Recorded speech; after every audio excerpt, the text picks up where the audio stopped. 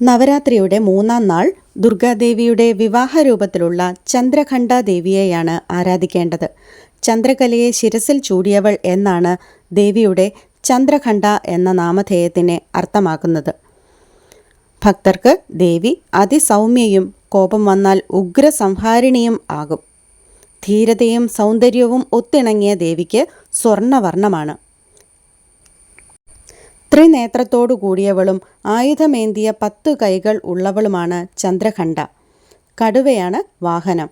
സർവശോഭയോടുകൂടിയുള്ള ദേവിയെ ധ്യാനിച്ചാൽ എല്ലാ നെഗറ്റീവ് ഊർജങ്ങളും പ്രശ്നങ്ങളും അകന്നുപോകും എന്നാണ് വിശ്വാസം. ഹൈന്ദവ വിശ്വാസപ്രകാരം ശുക്രനെ നിയന്ത്രിക്കുന്ന ദേവതയാണ് ചന്ദ്രഘണ്ഠ ദേവി. അതിനാൽ ദേവീ പൂജയിലൂടെ എല്ലാവിധ സുഖ സൗകര്യങ്ങളും ഐശ്വര്യങ്ങളും സ്വായത്തമാകും. ഭവനത്തിൽ ധനധാന്യത്തിന് ഒരു ബുദ്ധിമുട്ടും വരികയുമില്ല. മുല്ലപ്പൂക്കൾ കൊണ്ട് ദേവിയെ പൂജിക്കുന്നത് ശ്രേഷ്ഠമാണ്.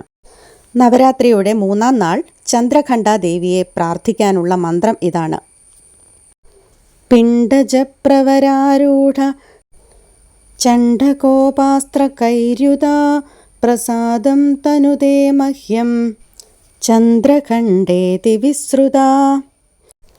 ഈ മന്ത്രം ജപിച്ച് ചന്ദ്രഘണ്ഠ ദേവിയുടെ രൂപം മനസ്സിൽ ധ്യാനിച്ചാൽ ജീവിതത്തിലുണ്ടാകുന്ന എല്ലാ പ്രതിസന്ധികളെയും നിഷ്പ്രഭമാക്കാനുള്ള ശക്തിയും ധൈര്യവും നമുക്ക് ലഭിക്കും.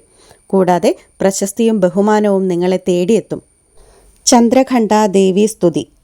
യാ ദേവി സർവഭൂതേഷു മാ ചന്ദ്രഘണ്ഠരൂപേണ സംസ്ഥിത നമസ്തസ്യൈ നമസ്തസ്യൈ നമസ്തസ്യൈ നമോ നമഃ.